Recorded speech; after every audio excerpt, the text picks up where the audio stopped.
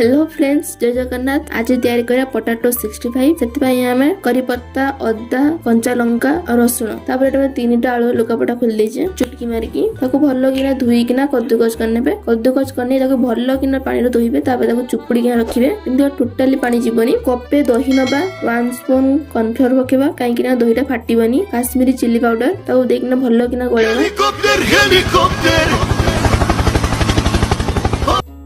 गोटे बाउल को कद्दूकस आलू को पकाई दबा। 3 स्पून आरारोट नीचे तापर पकाइबा काश्मीरी चिली पाउडर, हळदी, अदा छेंचा, कट्टा करी पत्ता पके ताको भलो किना गळेबा। टोटली पानी देबेनी। जहा आलू रो पानी थिबो से भितरे से बेटरटा बहुत भलो किना हिजिबो। जेतबे छांकीबे तार गुटे मिनिट आगुरु कि संगे संगे लूण पकेबे, नने बेटरटा पूरा पानी हिजिबो। पानी हाने भल होबनी। भलो किना गोल गोल करिया। तेल गरम हे गेला परे गोटे गोटे बॉईल को पकाई दबा। मीडियम जाळे ताको कुक करिबा। पटे सेपट भलो किना ताको गोल्डन ब्राउन हबा जन कुक करिवे। तापर तेल छाणी आनिबे। हमर बॉल्स सब रेडी हे गेलानी। तापर हम करिए ग्रेवी जेटा कि मेन पोटाटो 65 रो ग्रेवीटा होची मेन। सेटा का भलो किना बनेबा ना टेस्ट टोटली आसीबनी। तेल गरम हे गेलानी। कटा रसुण पके देबा। तापर कंचा लंका पके देबा। आगुरु बनै रखते हम दही सांगर कॉर्नफ्लोर गोळी रखले ताको डाल देबा।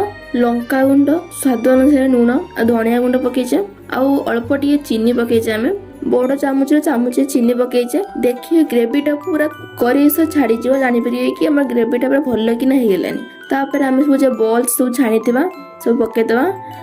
2 मिनिट तक एपट सेपट करिया। तापर रेडी हे जे हमर मार्केट स्टाइल पोटाटो 65।